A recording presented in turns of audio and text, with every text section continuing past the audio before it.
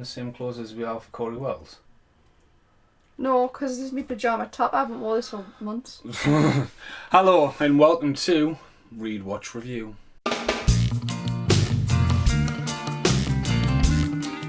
Hello, Read, Watch, Review. It's been a while since we've done one of these. And finally, someone has seen Jurassic Park. Yay! Last night we watched The Lost World, and it was halfway through The Lost World, Brett went, well, I've seen Jurassic World. I was like, how the fuck can that happen? I've personally seen Jurassic Park 7 times at the pictures. 6 times back in the past, and then last year me and Jack got to see it live with a big orchestra and stuff like that, so it's absolutely awesome. A brilliant movie. And we bought the book in Mochuega, didn't we? You bought the paperback, but you already had the hardback. Got 2 versions of the hardback and then to you. So the original story, Michael Crichton has went on to create some amazing scripts as well as dabble into directing and stuff, but with this he wrote a good story. Steven Spielberg takes it on, and the film comes along at a time where CGI was towering around and everyone went in on this because stop animation was predominantly going to be used, and Spielberg had the vision, had the clout, had the push to go for it. And Jurassic Park is a marvel. But the book is slightly different. In fact, the book is almost the first 3 films shoved into one. If Jurassic Park was ever remade and they just made the original fucking book, it'd be amazing. That's the only way they could remake Jurassic Park. Because even watching it the other night, it still looks amazing. You cannot beat a real dinosaur on screen. You can't. So, what did you think of Jurassic Park? Well, I was looking, because we watched Lost World last night, and I was like, oh, the opening scene of the book's the opening scene of the second movie. How did that work? I loved it. I really enjoyed it. I've seen snippets on the TV, but I've never watched it all from start to finish. I thought everybody was cast well. The cast is different. I mean, Grant's very hairy in the book. He doesn't like kids, though, doesn't he? It's very... No. Hammond is not very nice in the book. He gets killed in the book. You can't make Attenborough horrible. Come on, it's Attenborough. Ian Malcolm doesn't survive the book, and that's where there's a bit of a, what's going on here? There's also a character called Dobson who... Dobson? Is it Dobson? He becomes a bigger star in the second book, but it's not in the second film at all. This is special effects look really good. It goes into a lot of scientific. Obviously, in the film, they've really got to fast track it towards the audience. I mean, the idea that someone finds a fossil, it's not too far fetched, but to build on this whole thing, it's just like, right, well, it created the universe. Because the book was full of scientific notes, wasn't it? Like it's loads a great idea, and loads of notes, yeah. Really well written. I mean, it does get a lot of comparisons to Westworld. The idea of people wanting more theme park stuff. I personally would go to Universal just for nostalgia rides like the old fashioned King Kong, but they're no longer there. Jaws ride's now redundant. You get in there and you literally like the Simpsons game, you sit there and a box just shakes and you don't get, you know what I mean? It's not like, fuck me, look at the size of that fucking gorilla swinging his hand at us. Ah! And again, that's people wanting more and more. And that's what this film really goes for. It's again, it's best by Jeff Goldblum. I'm surprised did you even stop to think that you should. He played that character well. Jeff Goldblum's amazing. Well. The music was amazing as well. There's a lot of things that have come up though. The kids are the opposite way around in the books. It's a Stegosaurus instead of a Triceratops in the movie, which if you look into it, in the Triceratops is purple. But they went, that's not going to look right, and just splattered it with mud. Found things that Jaws appears in the background that Dennis Nedry's watching. Dennis Nedry's cast really well. I do think it's terrifying when the hunter gets killed with the raptors watching it. I love the piece. The raptors look vicious. The T-Rex looks amazing. Mm-hmm. There's just something about the suspense. The music is really well done. Mm-hmm. But in the book, you get the bird cage, which you don't get in there. You get the river raft, which a lot of the games were like, right, we'll make a video game of Alan Grant going down the river, the T-Rex, because the idea of a T-Rex swimming after them in a raft, it's like, fucking hell. Even when I remember the book, like, is even remembering the idea of, like, again, I talk about this a lot in my podcasts and stuff like that, is like, in the book, there's the baby T-Rex. Yeah. In the film, there's just the T-Rex. But in the book, one of the ideas is they're standing there, and they're like, where's it at? And they don't realise where it is in the eye line, and they look above, and it's just standing there staring, and like, even reading that jumped off the page to me. It's just like, there's nothing worse when you realise that you are being hunted, you know, and that's what's really good. The book does waffle on. There is like invisible ones at the end, because of the grates and stuff like that when he falls downhill, because the compies are in it and that. Yeah. But take what you want from the book and then reading that. But then I read the book after seeing the movie, and then I read it as a more adult after knowing the book and being able to take in what the book was trying to put across and the characters. But then it's hard reading the book and then not to see Sam Neill as Alan Grant. But again, it's just the art of filming, you know. So I don't think I would have been. I don't think I would have been disappointed if, like if I'd read the book and watched the film when it came out. I wouldn't have been massively disappointed, if I'm honest. I think he did an amazing job. He did. I think it's Steven Spielberg's. I think it was just a great collaboration, from special effects to scores, even the marketing. It must have made a fucking fortune. The logo, everything. Yeah. You know, definitely like Kids Love Dinosaurs. It was really cool. But yeah, it's just, again, like the Dilophosaurus, like the Dilophosaurus, when that's in that car and that's about to bite him, that face is fucking terrifying. I love the scene when it's got the water in the glass and the T-Rex is coming and it's just shaking. But then when the car goes in the tree, that was brilliant as well with the kid. Well, there's loads of things, but then you look at that and you go, well, hang on, doesn't the T-Rex just step out? And then, like, there's this massive bit. There's loads, you could pick apart the fucking film to bits. But again, even when you rewatch it with somebody who hasn't seen it before, it's a fucking tremendous movie. And the outtake is going to be Lost World. See the outtakes. Okay, so here in the outtakes, it's a Lost World. I've read it. Brit hasn't, and she was going, I want to read the book. I said no, because the movie was fast-tracked because of the success of Lost World, and the book, I don't think... There's similar ideas about Site B. There's another character in the book that's not in the film. Jeff Goldblum, obviously, does he die? Didn't he die? Well, he's back. And it's all happening around Site B. A bit more Scientology. But it felt totally a letdown. I think he was fast-track writing it. Because when you see the movie... like, if you said that's the same director, I was like, fuck me. Now, I went to see this at the Pictures in Nelson in New Zealand. When it came out, opening weekend. And I was like going in, it was fucking Jurassic Park 2, you know. But then Lost World, Sir Arthur Conan Doyle's book, The Lost World, has been a marvel for years, and that would essentially be on the remake. But again, for Jurassic Park, then drop in The Lost World, you think, well, why didn't they just call it Jurassic Park Site B? Simple as, problem solved. No Jurassic Park 2, no Site B. Bringing Richard Attenborough back into it, as I say, he is dead in the book, but he's brought back, as well as the kids having a little bit of a cameo. Putting the film on the shoulders of Jeff Goldblum wasn't a bad idea, but Jeff Goldblum is a lead character because he's done some amazing movies. But first off, this isn't starting not to work right. You know, it starts off with the start of the book.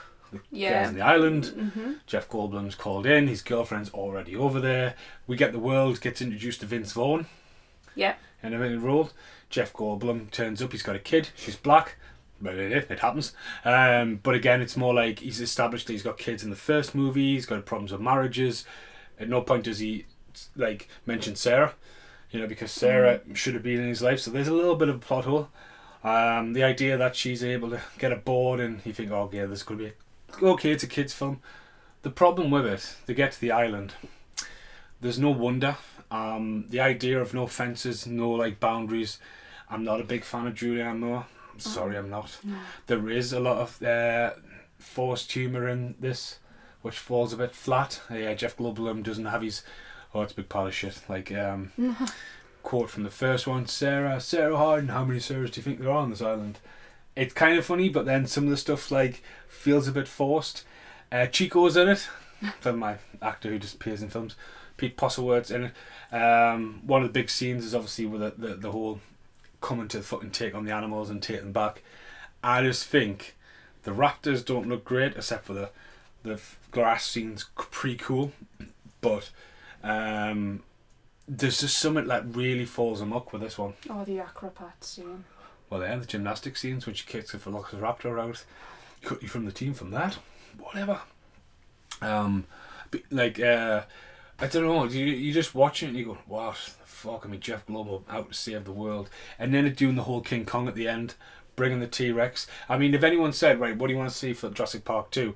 T-Rex in New York. Probably would have been the total thing. And they went, well, we can kind of write that in, because when the film ends, you think the film's going to end, you think, what the fuck? And then next thing you know, it's doing the whole fucking eating fucking dogs, running around, taking on the fucking bus. Do you know what I mean? And like, you know, we had enough bus the year before with Speed. It just falls flat. The CGI falls flat. There's too many characters to keep on top of. The idea of it maybe has been a rescue mission. That maybe is what the third one does follow. I'm trying not to spoil it because someone hasn't seen the third one. But again, it was a case of like, wow. You know, the raptors didn't look evil enough. They were all colourful, bong-eyed. There's 2 T-Rexes and the baby T-Rex, again bringing more elements from the first book into the film. But now, you do feel kind of sorry for some of the animals. Mm-hmm. Oh god, yeah. Like the idea of that happening. Did there have to be 2 teams? Like, it's just interesting fact. I don't know if you check out a film called The Backlot Murders. A lot of people have never heard of that. They pretty much shoot half the movie on the set of The Lost World because it was still hanging around in Jurassic Park and the Universal Studios. So, but you didn't enjoy it, did you? I just think they thought, oh, we'll just make a second Jurassic Park movie. It'll make a mint no matter what we do with it, so we'll do what the football want. I mean, even the scenes with, like, you want to talk about when the suspenseful, I mean, it's a massive scene where the truck goes over the cliff and she's on the glass and yes, it's suspenseful. The idea when they all start chipping in their orders for a takeaway, and it's like, that's fallen really flat, really, you know, the jeopardy and, you know, it's just a little bit silly. But again, the whole idea, right? Jurassic Park 2, 2 T-Rexes against a trailer. All right, yeah, you can kind of see that. But again, for it to be a Steven Spielberg film, you know, he doesn't do many sequels. Indiana Jones has been his bread and butter on that. But this was just kind of like, I like the idea of it being a second island where they raised them, and there's a problem. But I just don't think it was totally executed. It was totally made for popcorn. Yeah. Yeah. Someone's going to watch Jurassic Park 3 now, so there'll probably be a jump cut and then a review of Jurassic Park 3 as well. Da da da da da! It's the motherfucking BRITTBO Britbo! Yes! Right, so Brits just watched Jurassic Park 3. I am in the room, and it's been, honestly God, I thought there was a fucking Spinosaurus next door. The whole fucking wall was shaking. I was just like, oh, fucking hell. Oh, was it that loud? Brit, like the fucking kids down the street were listening to it. Right, so it was a good few years. It was almost, I think, 5 or 7 years. This came along in the early 2000s, and straight away the difference of logo, the Spinosaurus in the shadow of a bird, because that's what a lot of people wanted, was the pterodactyls, or they've got another name and stuff like that. One swoops down at the end. Again, going back to the Lost World, you get that pan and scan shot of like the T-Rexes are happy next to all the fucking animals, and then the bird flies down and just like, hiya, you alright? And it's just like, hang on a minute. Now, number 3 comes along. We get Alan Grant back, Sam Neill, and we also get Lauren Dern back as well, in a small little role. And then we get a lot of new cast. Nearly everyone they bring in is like well-known actors. Even Cooper, who gets eaten at the start, he's been in a lot of stuff like Mind Ripper and stuff like that. And the idea that Dr. Grant has been tricked into returning to the island, but it's not the island he was on. But William H. Macy and Terry Leone are just like, we need to find our son.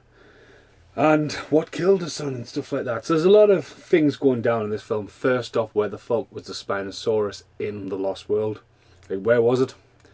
At all? Where, like, the birdcage, fair enough, the birdcage door was shut. And all this happening on the same island. Yes, there's a couple of references to where Jeff Goldblum was in his car, and, you know, they used the visitor centre again. Because the visitor centre was still there. When was I in? 2010, I was in LA. And the visitor centre had just been knocked down for War of the Worlds. There was bits and bobs scattered around, but as I said before, it was used in the Backlot Murders, the Corey Haim film. So it'd been around for a while. Coming into this movie, you know, it doesn't hang around, it's straight in. It takes a small cast again, chucks him in the deep end. No reference to Jeff Goldblum, but straight away we get the Spinosaurus. And the Spinosaurus initial attack is so intense, and then obviously killing off a T-Rex, which has always got a lot of hate, which obviously in Jurassic World, when the T-Rex makes its return, it smashes through the skeleton of the Spinosaurus. Yeah. So that now makes a bit more sense to you, because that's what we were meant to get in Fallen Kingdom. that was its name. When the island was going down, we were meant to get a T-Rex versus a Spinosaurus, but it got cut apparently. So as well. Going on, Birdcage as well. The Birdcage was in the original book. Again, the Birdcage is something like, well, we need to do something with the Birdcage. So they brought the Birdcage in as well. There's also a random dinosaur that pops up at the end. Again, that's another thing in the novel where there's a random dinosaur at the end. But what did you think? I loved it. So good. I'm just going to live the rest of my life like number 2 didn't exist. Number 3 could have easily been a sequel to number 1. I'm just saying. Wait, is a sequel to the third one? Yeah, but they just shouldn't have done the second one at all. I think the second one's fast-tracked. The scenery, the music, the cast. Big fan of William H. Macy. I've just started watching ER again, and he's in that. Dr. Morgenstern. And Edouard Delacroix of the Green Mile. Yes, even though he wasn't in for very long. But yeah, number 2 just shouldn't exist. End of. Well, again, they bring the kid factor in. The kid's been a living rogue. The raptors apparently talking and communicating. It is very suspenseful. I think the waterwork at the end, I think it's quite terrifying. And the Spinosaurus, again, it being really there. Like that, like you just need to see some of the behind the making ofs, and you see how big this Spinosaurus is. It's in the T-Rex. When it's there, it's like, fuck, look at that, and it's like scary. One of the things I absolutely love about the film, and it was what we were talking about before with the book, was the phone ringing. Oh. And they just look. And then it's in the big pile of poo. Well, the thing is, one of the things where they turn around and look, and it's just standing there looking at them. That goes back to what that was in the original novel, about the realisation, like, oh, fuck. I mean, how... Yeah. Again, we didn't really talk about it at the end, but again, if you look at how cheesy Jurassic Park was at the very end, when the Velociraptor's just like, I'm going to get you, Alan Grant. And next thing you know, there's a fucking dinosaur, just like T-Rex, you know, the one that built up the whole tremors and the seismic vibrations and all that. They've done that, then all of a sudden there's just a T-Rex. Did anyone not see that T-Rex? It's just a fucking ninja. But yeah, good movie. As I say, it was a lot of hype. There was... They let the grass settle a bit, because it was like 2003, I think. So it's been about 7 years. But then going back to now, we can quickly talk about Lost. Have you seen Fallen Kingdom? Yeah, we've seen it. But obviously, like, they went back to Site B again, and people always wanted to go back. There was a video game which they brought in where you could go around and try and find Des Nesri's fucking concoction, because obviously that's leaving the fucking world open, isn't it? Find that thing with all his DNA in. Yeah. And then obviously the park finally opens, and that's what people wanted by that point. The whole nostalgia of like Jurassic Park gets remade. So what an absolute rant about Jurassic Park. Is there anything else? No, I've said all I want to do. I don't think I'm going to be in a rush to read the Lost World book. Not gonna lie. As I said, I'll read it, but I'm not in a rush. I just said, I mean, there is a different character in it. Dobson. I think Dobson's running around trying to track down, and I'm sure there's an additional character that wasn't in it. I mean, it's been a while. I've only read it the once. I've read Jurassic Park 3 times. I've just read Jurassic Park this year when I found it. I read it on the plane on the way back from New Zealand. It's fucking an amazing book, and then I think Lost World is great. Fallen Kingdom, again, if you look at Fallen Kingdom and you go, right, Fallen Kingdom was a bit too quick, because Fallen Kingdom's almost like 2 different movies setting up for a third. Jurassic World was enough. There was enough time passed for us to really take in Jurassic Park, and as a fan, the T-Rex, it had been the original T-Rex and all that nostalgia. This is fucking class. Right, thanks for watching. Goodbye for now.